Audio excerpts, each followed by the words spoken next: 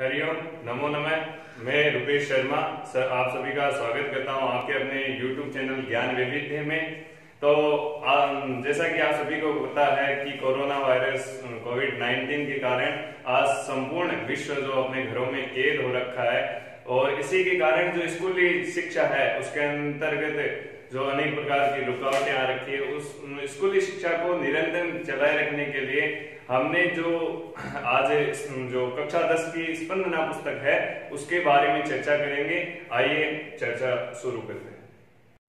हरिओम। तो चलिए आज हम प्रथम पाठ के बारे में चर्चा करते हैं। जिस प्रकार संस्कृत जो भाषा है इसकी हमेशा से परंपरा रही है, इसमें जब भी किसी पुस्तक की शुरुआत की जाती है तो मंगलाचरण की पद्धति हमेशा से रही है। तो उसी कड़ी में आप जो 10th कक्षा का जो प्रथम पाठ देख रहे हैं वो भी एक सरस्वती वंदना है, माँ सरस्वती की वंदना है। एक गायन के रूप में माँ सरस्वती की वंदना की गई है। तो चलिए आइए हम इस पाठ के बारे में पढ़ते हैं, इसमें क्या है, किस प्रकार सरस्वती की वंदना की गई है। वाणी वंदना गीतियम। वाणी यहाँ शब्द सरस्वती के लिए प्रयुक्त किया गया है कि सरस्वती का एक वंदना गीत है, प्रार्थना का एक गायन है, एक गीत है। सरला सरसा च सरस्वती वंदना गीतिरियम। सरल भाषा के अंदर, सरस भाषा के अंदर सरल एक जो सभी के समझ में आने योग्य जो भाषा है और सरस जो रस से युक्त एक भाषा है, उसके अंतर्गत सरस्वती वंदना गीतिरियम, सरस्वती वंदना का एक गीत यह है। कवि पुंगवेन, जो कवियों में जो श्रेष्ठ कवि होता है उसको कहा जाता है कवि पुंगवेन। डॉक्टर हरिराम आचार्यण विरचिता वर्तते, जो डॉक्टर हरिराम आचार्य के द्वारा रचित है। इसका रचनाकार कौन है? डॉक्टर हरिराम आचार्यण है। 1966 तमे ईस्वी वर्षे है रचिता। इसकी रचना कब की गई? 1966 ईस्वी के अंतर्गत इसकी रचना की गई। वसंत विहार रागेण उपनिबद्ध, इसके वसंत विहार राग के अंदर ये जो संजोया गया है गीत, इसकी जो राग है वो वसंत विहार राग है। मधुछंदाः इत्याख्ये ग्रंथे संकलिता, और ये कहाँ पर मिलेगा आपको? मधुछंदा जो नाम का एक ग्रंथ है इसके अंतर्गत इसको पिरोया गया है। वह बहुत बड़ा ग्रंथ है, उसका एक मात्र ये है गीत है। तो आगे देखें, लोके बहुश्रुता इयं गीति, और इसके जो संसार है इसके अंतर्गत इसको सुनने वाले बहुत है और इसी कारण इसका अनेक भाषाओं के अंतर्गत भी इसका परिवर्तन हो चुका है। वस्तुतः कवे आद्याः गीति रचना आसीत, और बताया जाता है कि कवि की आद्य पहली, आद्या यानी पहली रचना गीत रचना है।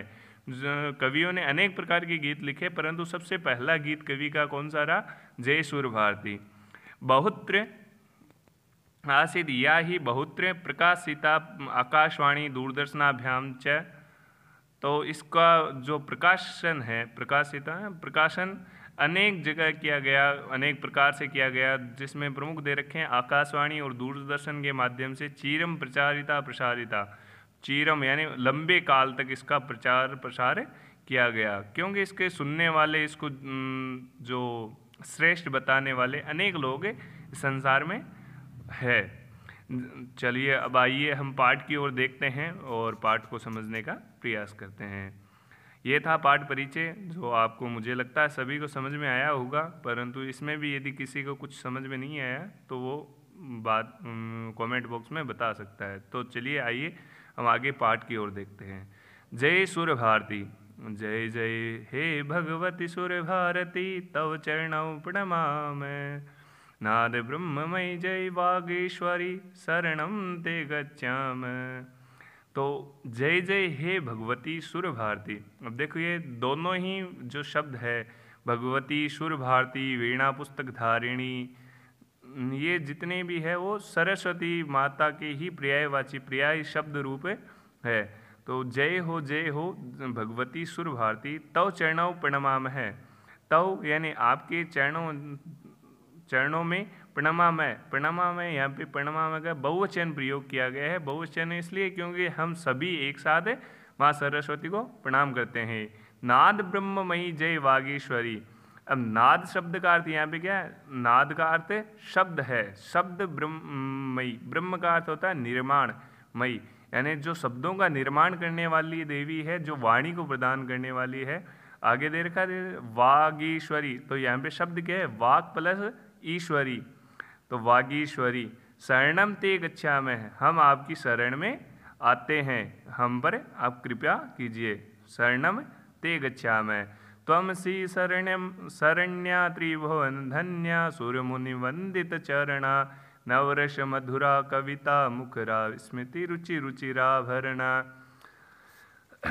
तो त्वमसि शरण्या त्रिभुवन धन्या, तुम्हारी शरण में आने से त्रिभुवन धन, तीनों जो लोक है, तीनों जो आकाश पृथ्वी और पाताल, जो तीनों लोक है वो अपने आप को धन्य मानते हैं। त्वमसि शरण्या त्रिभुवन धन्या, तुम्हारी शरण में आने से, आपकी शरण में आने से जो तीनों लोक है, पृथ्वी आकाश पाताल, वो अपने आप को धन्य मानते हैं।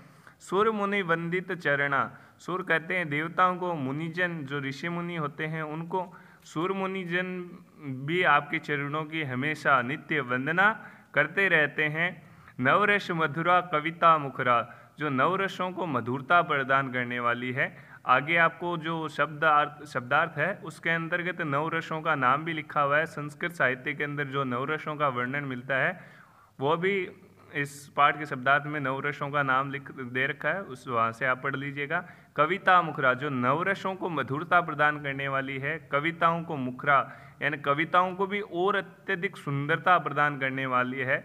स्मृति रुचि रुचिराभरणा, स्मृति कहते हैं मुस्कान, यहाँ पे स्मृति शब्द का अर्थ है मुस्कान, एक मुख पर मुस्कान लिए हुए। रुचि यानी उसको और जो माँ सरस्वती के मुख को और सुंदर बनाने वाले।